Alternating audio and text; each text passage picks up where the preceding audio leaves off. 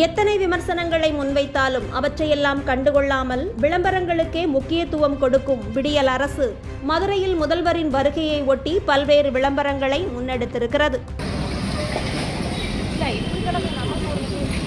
திமுகவின் பொதுக்குழு கூட்டத்திற்காக மதுரை செல்லும் முதலமைச்சர் திரு ஸ்டாலின் மதுரையின் பல்வேறு பகுதிகளிலும் ரோட் ஷோ நடத்த இருக்கிறார். இதற்காக ஏற்கனவே ஒரு வாரத்திற்கு முன்பாகவே அந்த பகுதிகளில் இருக்கும் பொதுமக்களுக்கு 100 ரூபாய் அட்வான்ஸ் கொடுத்து ஆட்கள் தயார் செய்யப்பட்டுள்ளனர்.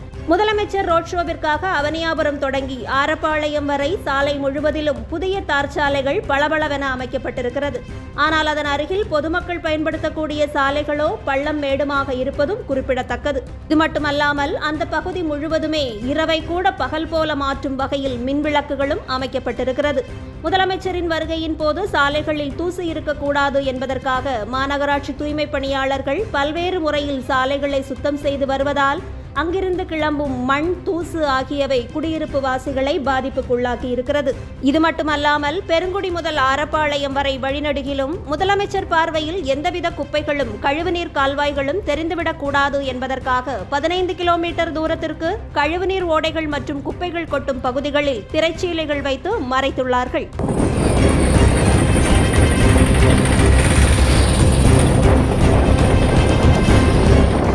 அந்த பகுதியில் சில மாதங்களுக்கு முன்பாக ஏற்பட்ட வெள்ளப்பெருக்கால் மக்கள் கடும் சிரமத்திற்கு ஆளான நிலையில் 2 புறங்களிலும் தடுப்புச் சுவர் கட்ட வேண்டும் என்று கோரிக்கை வைக்கப்பட்டது.